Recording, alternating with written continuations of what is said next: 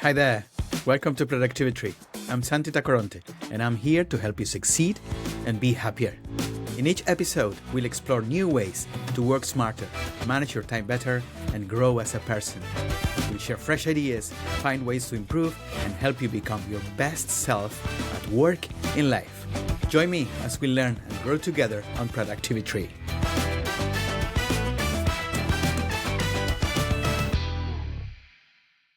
Genevieve Spitoro's journey has taken her from TV executive in New York to a little girl's question in a homeless shelter to opera to boardrooms and stages across America to talk about purpose, the human connection, and how to be a voice that moves the world. A successful TV executive, Genevieve dramatically changed the direction of her life and found her purpose when a 6-year-old girl's question rocked her world, and she jumped off the corporate ladder. In 2001, Spitoro founded the hugely successful national organization Pajama Program and has written 2 books on purposeful leadership and launching a legacy. Her 7 times award-winning Amazon bestseller, Purpose, Passion, and Pajamas, How to Transform Your Life, Embrace the Human Connection, and Lead with Meaning. Hi, Genevieve, and welcome to Productivi-Tree.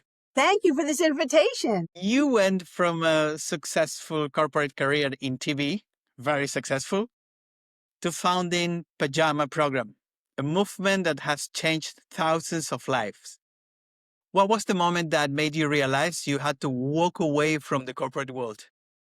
Well, Santiago, it sounded crazy to me, still does to a lot of people, but it was a crazy workaholic life. I was single in Manhattan, climbing the corporate ladder for 12 years.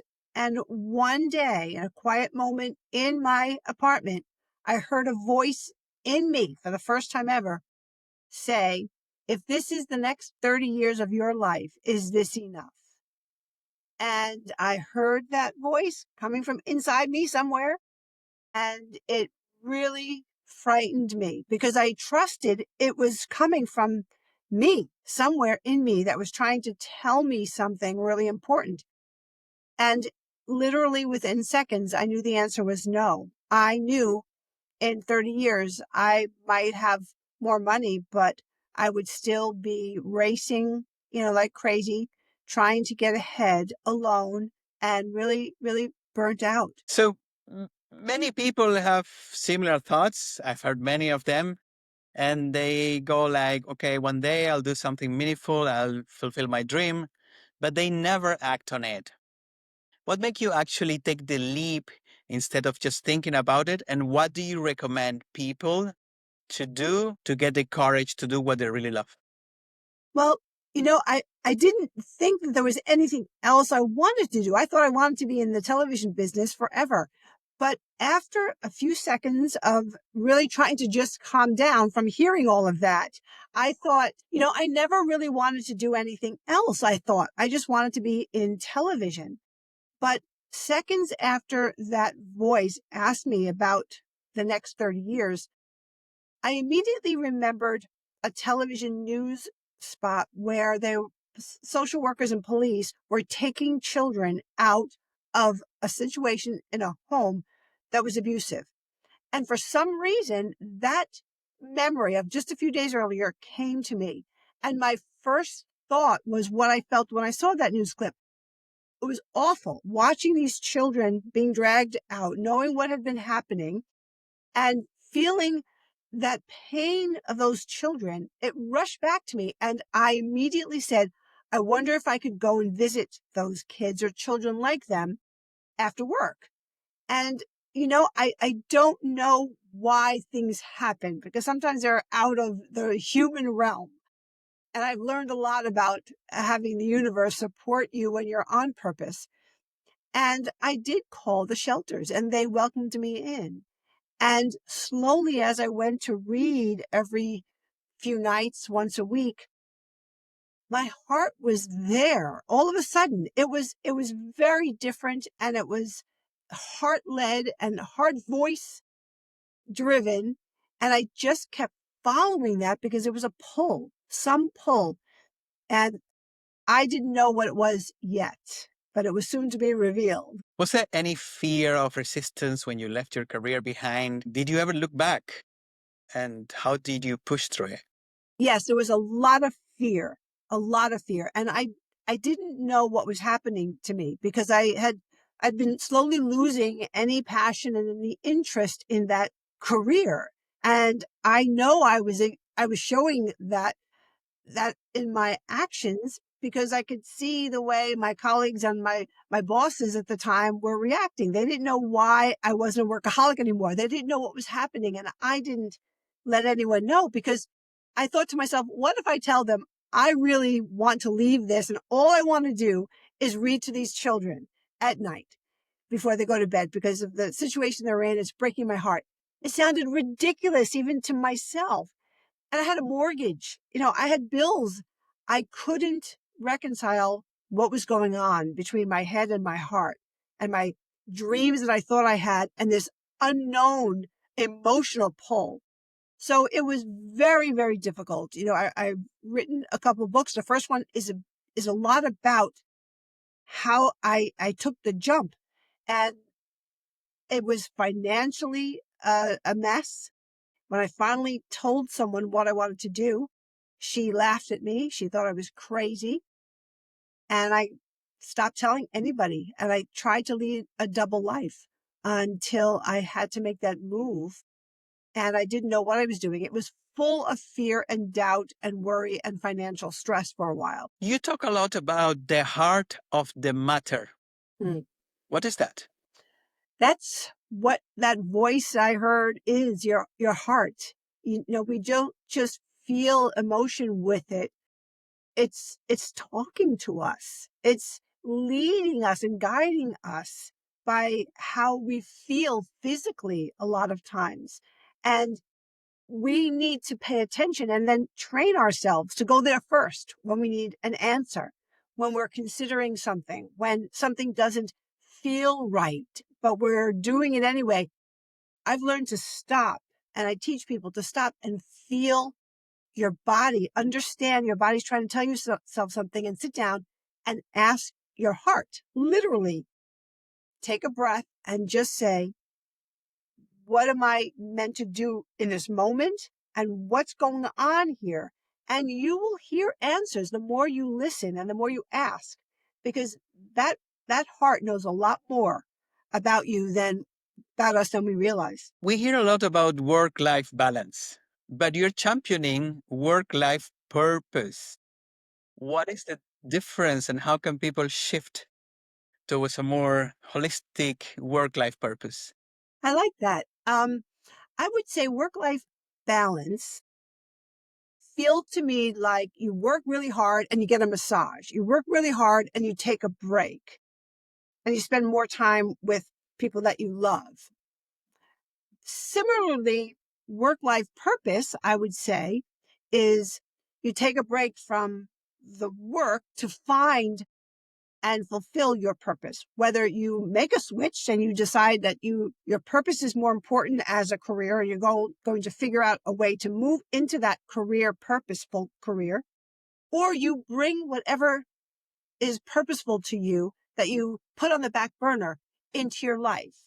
So you could decide midstream, you could be an accountant, you could be a doctor, you could be a teacher, and you could say, I've been doing this 15 years. I never paid attention to the fact that I love to dance. I took dance lessons and I just never thought I was good enough. I never pursued it. And the longer I wait and the older I get, the sadder I am that I never gave it a try or included it in my life. That I teach people is a slide. You don't have to quit, but you have to slide that purpose from the back burner right up to the front and include it in your life. So take some dance lessons, bring it in if that is what you're meant to do here, what you feel is going to give your life that meaning. So it's similar to the first answer, but now that you asked me that question, that's how I answered it. How do you respond to those who say, I'd love to follow my passion, but I have bills to pay? Well, I know about that. Now, you don't have to jump. I teach a lot of things I did wrong so that I can help people also jump and maybe do them a little safer than I did.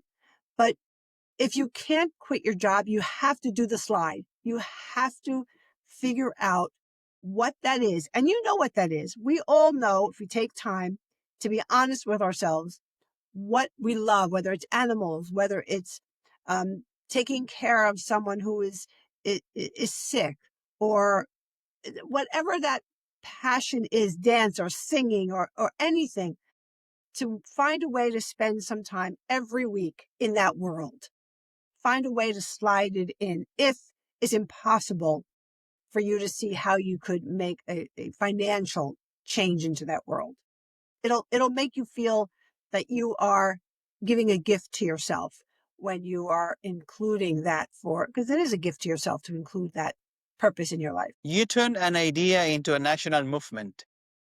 What are the most important productivity habits that you use to build a purpose driven initiative?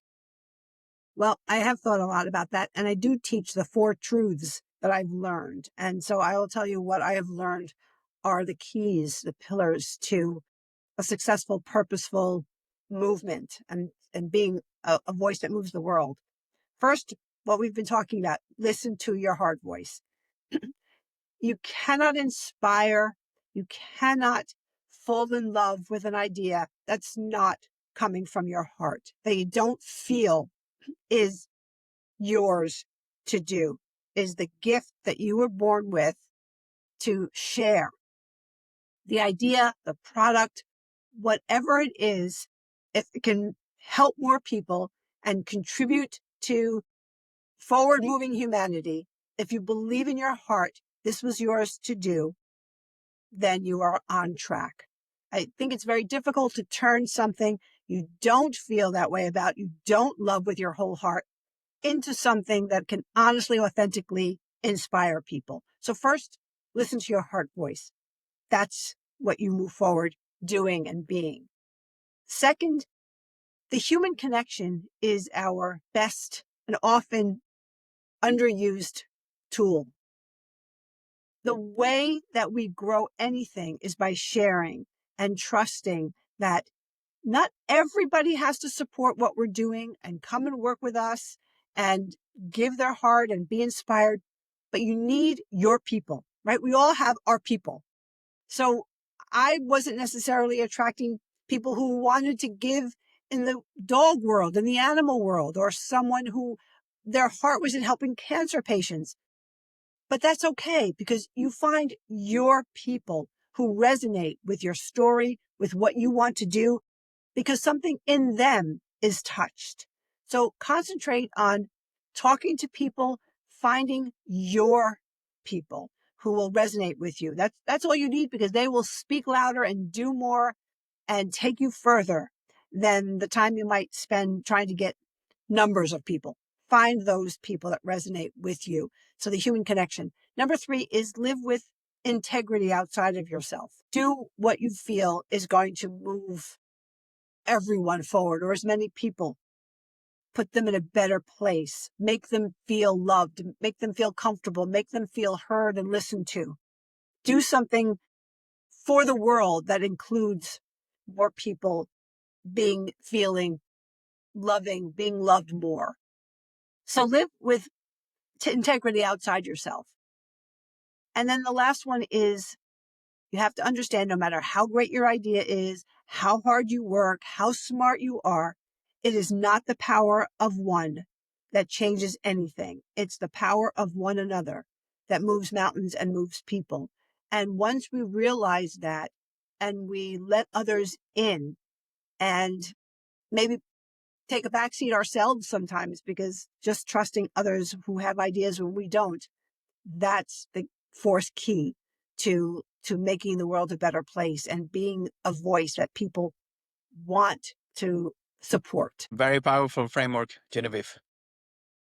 You've worked with corporate leaders who want to inject more meaning into their businesses. What's the biggest mistake companies make when trying to create social impact? I think they're leading from their head.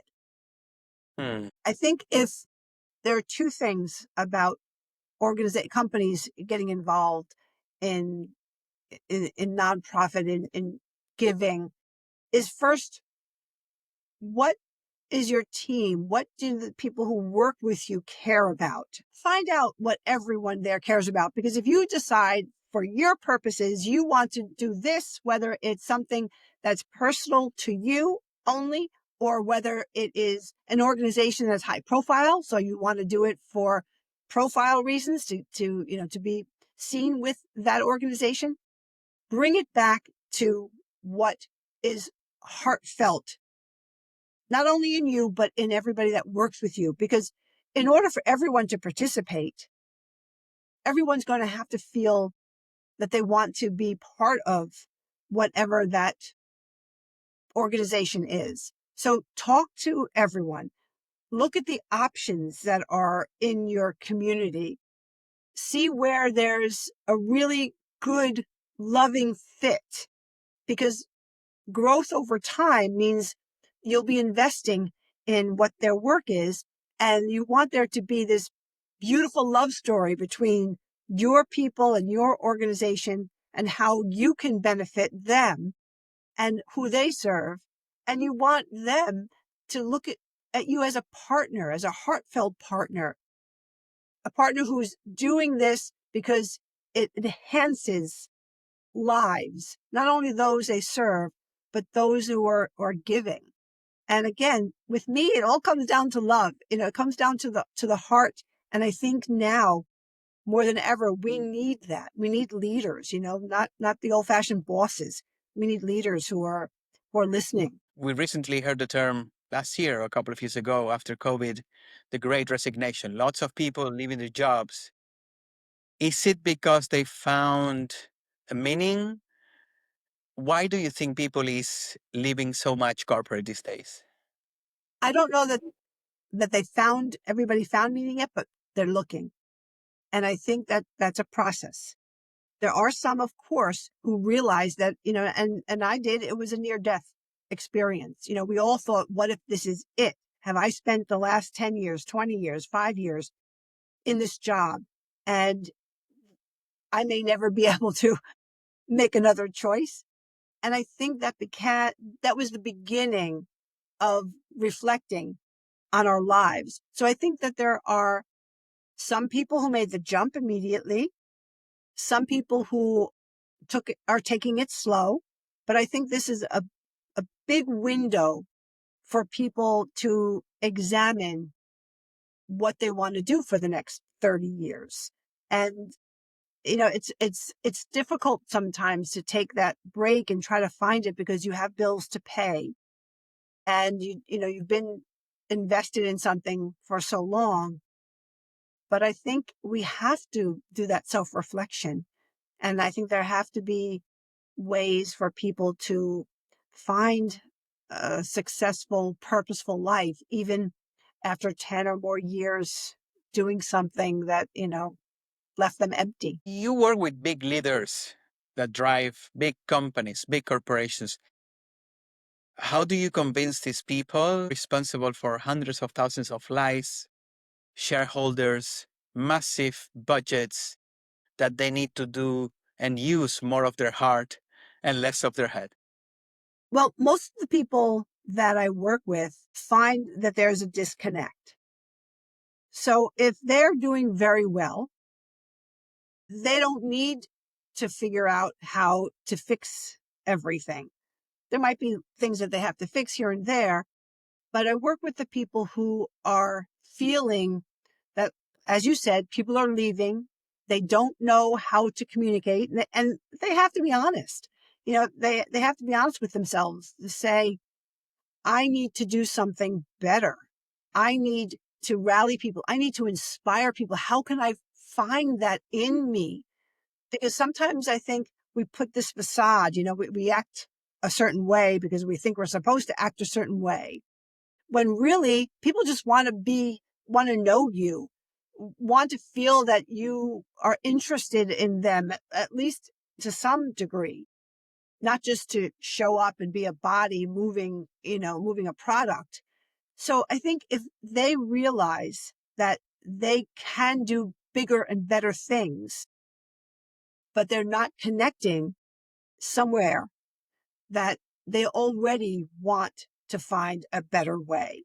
So if you're in that pain and you want to find a better way, you are open. And if you're open, then I can work with you and your team to figure out honestly who and why people are not responding. And then when that dialogue is open, then new initiatives can come into place and those misunderstandings could be cleared up. And there could be a real way for everyone to understand the vision the leader has, and for the leader to understand that he or she needs to bring people along, making sure that they are feeling they're contributing what they want to contribute to the big picture. What is one underrated leadership habit that creates a happier, more purposeful workplace? Oh, that's easy because I do a weekly tip sheet, leading with love, tips from a friend. And yesterday, my tip was to bring joy to the workplace and have fun. So I suggested have a game tournament, announce a 2-hour lunch order in, and have games for everyone to play, and just loosen up and feel good and bring fun into the workplace. And I quoted Richard Branson and his daughter, who have said that having fun at work for everyone is the key to their success. And it's true. It's true. I mean, who wouldn't love, their boss, their leader to come in and say, 2-hour lunch, I brought in Monopoly, checkers, and, cards. Let's play and let me give you some updates on the projects. And I'd love your insights. I mean, it just changes everything, and it brings everybody back to a human people level, and a heart-filled level, and laughing and lightness. It's just an unexpected, wonderful surprise. I love it. People who care deeply in general, people that is very involved into something, often suffer from burnout. You've built a very successful movement based on giving. How did you avoid burning out yourself? Well, I think all entrepreneurs, we burn ourselves out, more than once. We get there because we're driven, and because a lot of our passion comes straight from the heart, not from the head. And our heart wants so deeply to see it through. And even if we're faced with potential failure, we don't acknowledge that. We don't want to look at that. There's no quitting, really, that's an option. Like if you have a job, you figure I could quit, get another job. I think that's a different part of being an entrepreneur. Even someone with a nonprofit work decision, I think we just we if we have to go down, we go down trying, and we go down crying, and we try to grab whatever we and whoever we can along the way to try something new. And I think that's a natural part of being any entrepreneur. We accept that we burn out, and then when we're forced to take a break and to find that balance, then we do, and then we're anxious to get right back to the grind. What is your advice for someone who feels called to start something, but they have doubts? They don't know if to jump into it or not. Where can they begin? Well, everybody has doubts, all of us. So hopefully there's been enough talking about it and writing about it that we all realize we all have that in common. And there's looking and meeting and talking with other successful entrepreneurs who are a little bit further along than the very beginning helps. I mentor constantly. I was mentored. I got coaches. I am a coach. I think knowing you're not alone and learning, and even just talking a conversation with someone who has been there. I can't tell you how many times I've had a nickel for every time I say, I know, I have been there. I feel it. I have been exactly where you are. That is very comforting for someone. And then often your advice or your guidance can continue and keep them off the ledge a little bit and help them take one foot in front of the other, as long as they know they're not alone. They need cheerleaders. We all need cheerleaders. What do you say to people who feel like one person can't really make a difference? Well, I told you, one person, it's not about the power of one, but one person can feel something. And by sharing that one idea, that one feeling, because it always comes with a feeling, if we are vulnerable and we take a chance on sharing something that touched us or that moved us or that's just a crazy idea, but I think it can help people by sharing that and talking to more people, slowly you will find your people and you'll not be alone anymore. And one step at a time can grow a little, it can grow a lot. And it's just a matter of trusting yourself and understanding it is not unique to you to feel that you can't do this. We all feel that. Let's take some rapid fire questions. Answer each under a minute. Work life balance, overrated or essential? No, it's essential. Why? Well, I think we are better all around and more productive when we are refreshed and when we have fun. I always do better after I've watched a comedian or I've gone to something comedy I love, certain singers I love, and I think I'm refreshed. And I think it refreshes us and it gives our brain a rest, because most of the time when we're doing something we love, it's our heart that's filled, and our heart needs to be filled and our brain needs to be emptied. So I think if we balance, we empty the brain and we fill the heart, when the heart is full, then the brain can get slowly back up to gear and take the next few steps. What is the biggest myth about finding your purpose? I think it's your passion, it's your purpose. I think a lot of people think that they don't have one, and everyone does. And it doesn't have to be huge, doesn't have to be an Oprah purpose, which is, big and beautiful, and she's sharing it beautifully.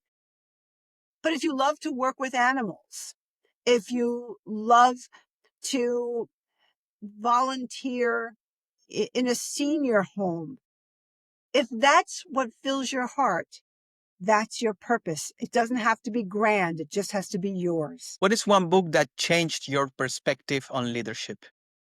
Well, I read a lot about Richard Branson because I think he's a model that I love. I read a lot of books about nonfiction books about different leaders from the past and the present and how they lead.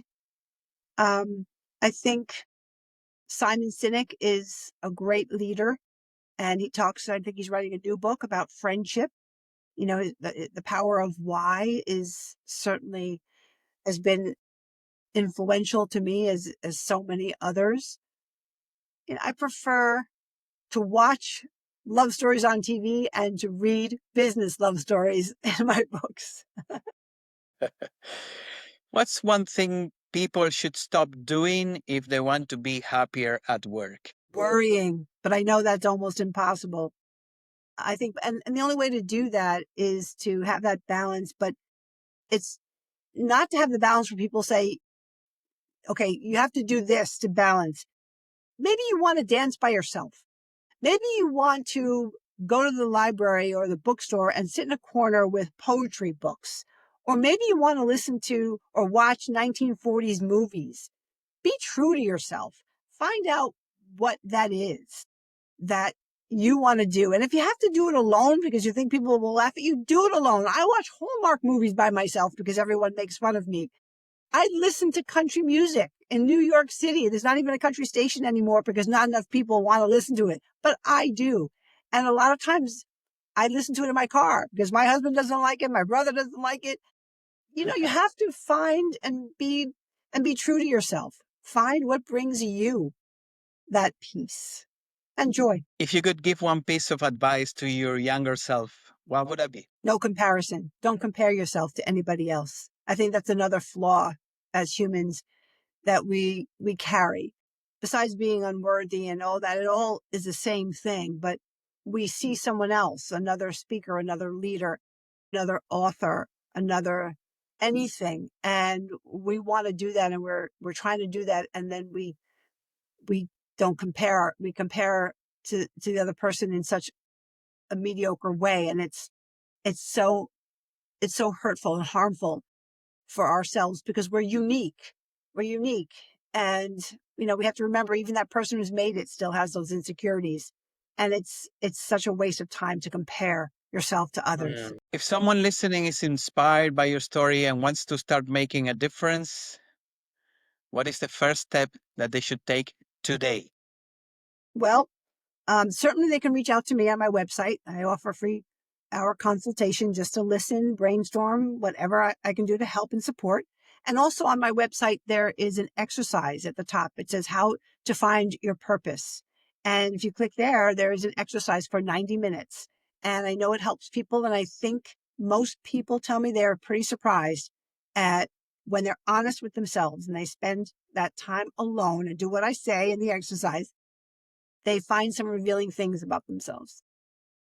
Tell us more about where people can connect with you, listen to your content. My website is my name, GenevievePituro.com, and everything is there. And I write a tips sheet every week on a tip or two of how to lead with love, tips from a friend, it's called. But all the social media platforms, I shouldn't say all, LinkedIn, Facebook, and Instagram. And on my website, people can reach me. Amazing. Genevieve, I want to thank you for this very interesting time, sharing your wisdom, your passion. And I hope that a lot of people will find purpose. I'm sure a lot of our audience will relate to your journey. And I hope they find the courage to be authentic, as you said. Well, I hope that there are some people out there who might rethink taking a chance on themselves now. Thank you so much, Genevieve. Thank you, Santiago. Thanks for listening to Productivi-Tree. I hope you found something useful in today's episode. If you did, and it helps improve your life even a tiny bit, that'll make me really happy. Remember, you can find Productivi-Tree on all major podcast platforms like Spotify, Apple Podcasts, and Google Podcasts. If you enjoyed the show, why not share it with a friend who might also find it helpful? Until next time, and keep growing and stay productive.